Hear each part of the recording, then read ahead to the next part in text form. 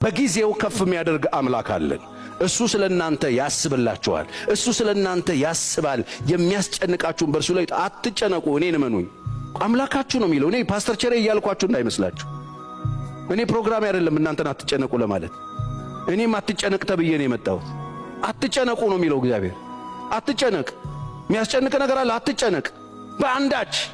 አንዳች ምንድነው? አንዳች በምንም ጉዳይ፣ በኑሮ ጉዳይ፣ በህይወት ጉዳይ፣ በሰልፍ ጉዳይ፣ በገጠመ ጉዳይ፣ በጤና ጉዳይ፣ ምን ሆናለሁ በሚል ጉዳይ፣ ምን እበላለሁ በሚል ጉዳይ፣ ምን ለብሳለሁ በሚል ጉዳይ፣ በየትኛውም ጉዳይ አትጨነቅ። አትጨነቅ። ለምን? እኔ አስብልሃለሁ እያለ ነው።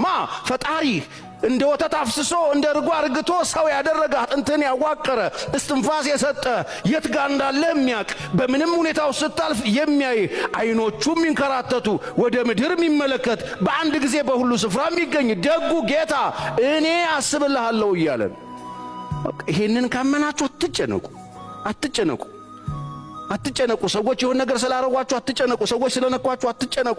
አትጨነቁ። እሱ በዙፋኑ ላይ ነው ያለው። ሁሉን ነገር ያውቃል።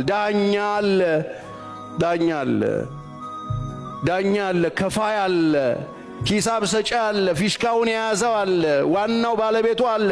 በየትኛውም የህይወታችሁ ውጣ ውረድ፣ በገጠማችሁ ችግር ሁሉ ላይ እርሱ ስለናንተ ያስባል።